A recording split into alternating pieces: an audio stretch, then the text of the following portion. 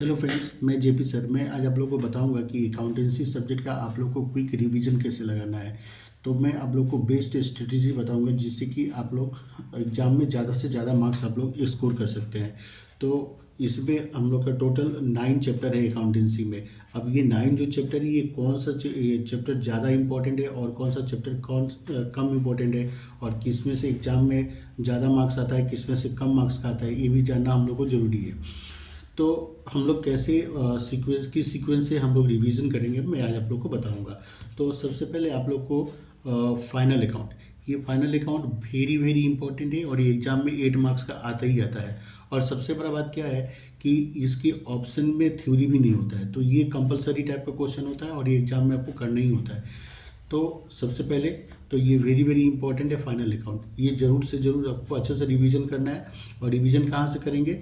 Past 10 years का question paper को आप ले लें और उसमें से जितना भी क्वेश्चन आया उसका सबका रिवीजन कर लें। तो मैक्सिमम चांसेस होता है कि वहीं से या उससे मिलता जुलता क्वेश्चन ही आ जाएगा। उसके बाद नेक्स्ट इंपॉर्टेंट चैप्टर है एडमिशन ऑफ ए पार्टनर। तो एडमिशन ऑफ ए पार्टनर से भी श्योर शॉर्ट एक 8 मार्क्स का क्वेश्चन एग्जाम में आता ही है। ठीक है, तो ये नेक्स्ट इंपॉर्टेंट चैप्टर है आपको एडमिशन ऑफ ए पार्टनर। उसके बाद नेक्स्ट इंपॉर्टेंट चैप्टर हो गया शेयर कैपिटल। तो शेयर कैपिटल और फॉरफीचर ऑफ शेयर, तो यहाँ से भी एक 8 मार्क्स का क्वेश्चन एग्जाम में श्योर आता है और ये बहुत ही ईजी चैप्टर है। तो इसको भी अगर आप क्वेश्चन पेपर से, अगर लास्ट 10 ईयर्स का क्वेश्चन पेपर से अगर आप रिवीजन कर लेते हैं तो एक सिमिलर को मिलता जुलता क्वेश्चन वहाँ पे एग्जाम में आ जाता है। उसके बाद में नेक्स्ट इंपॉर्टेंट चैप्टर हो गया retirement oblique death of A partner. तो रिटायरमेंट और डेथ ऑफ ए पार्टनर दोनों एक ही यूनिट में है। तो यहाँ से एक 6 मार्क्स का क्वेश्चन आता है। तो यहाँ पे क्या होता है कि कभी रिटायरमेंट से क्वेश्चन पूछा जाता है, कभी डेथ से क्वेश्चन पूछा जाता है। तो लास्ट टाइम रिटायरमेंट से क्वेश्चन आ गया है, तो इसलिए रिटायरमेंट का चांसेस इस बार थोड़ा कम है। डेथ ऑफ ए पार्टनर बहुत ही इंपॉर्टेंट है इस बार के लिए। तो डेथ ऑफ पार्टनर पे आप लोग को ज़्यादा फोकस करना है। पर ऐसा नहीं है कि रिटायरमेंट आपको छोड़ के जाना है, रिटायरमेंट जरूर करना है पर फोकस आपको ज़्यादा डेथ ऑफ ए पार्टनर पे करना है। उसके बाद नेक्स्ट है डिजोल्यूशन ऑफ पार्टनरशिप फॉर्म।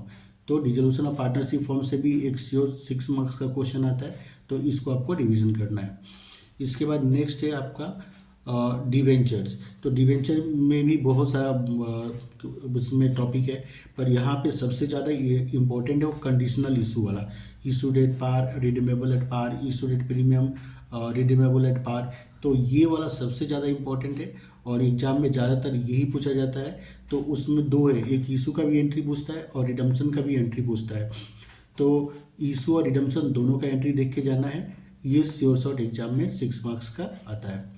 इसका बाद में नेक्स्ट है कंपैरेटिव फाइनेंशियल स्टेटमेंट एनालिसिस। तो फाइनेंशियल स्टेटमेंट एनालिसिस में कंपैरेटिव बैलेंस शीट है, उसके बाद में comparative statement of profit and loss है, कॉमन साइज बैलेंस शीट है, common size statement of profit and loss है।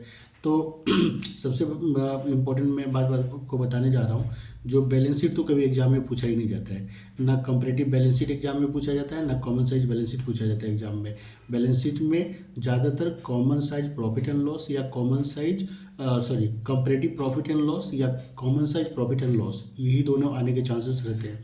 तो last time common size statement of profit and loss आ चुका है, तो इसलिए comparative statement of profit and loss very very important है इस बार के लिए।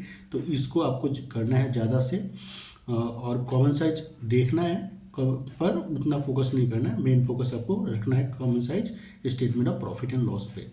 इसके बाद में है रेशियो एनालिसिस। तो रेशियो एनालिसिस आजकल, पहले ये चैप्टर बहुत इंपॉर्टेंट होता था जब क्वेश्चन 100 मार्क्स का आता था, पर आजकल क्या हुआ, जब से 80 मार्क्स का क्वेश्चन पेपर हो गया तब से रेशियो एनालिसिस का इम्पोर्टेंट उतना रह नहीं गया। कभी 3 मार्क्स का क्वेश्चन ये लोग पूछ लेते हैं, कभी नहीं पूछते हैं।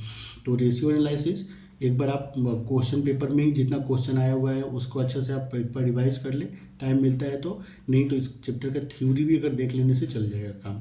उसके बाद में केस फ्लो स्टेटमेंट भी बहुत एक तो बड़ा चैप्टर है और यहाँ से भी 4 मार्क्स का कभी क्वेश्चन पूछा जाता है, कभी क्वेश्चन नहीं पूछा जाता था।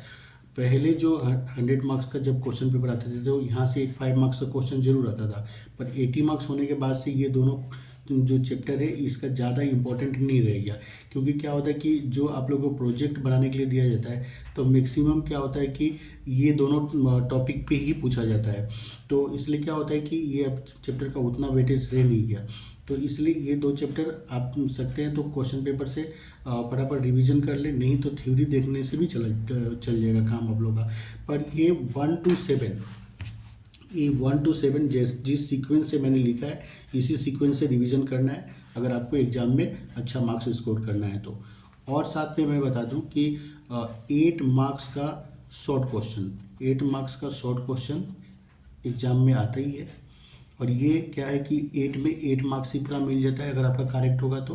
और ये 8 मार्क्स का क्वेश्चन को आपको कहाँ से करना है, पिछले 10-12 ईयर्स का क्वेश्चन पेपर में जितना भी short question true false fill in the blanks या मल्टीपल चॉइस आया है उसका आप अच्छा से प्रिपरेशन कर लें तो मैक्सिमम 80 to 90% वहीं से कम मिल जाता है, कभी कभी तो टोटल वहीं से आ जाता है। तो इस सीक्वेंस से आप लोग को प्रैक्टिस करना है, ठीक है। तो जैसे मैं बताया उसी आइडिया को आप लोग फॉलो करें और अच्छा मार्क्स स्कोर करें एग्ज़ाम में, ठीक है।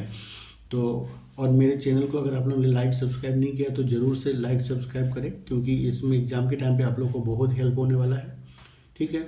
मिलते हैं नेक्स्ट वीडियो में, तब तक के लिए बाय बाय।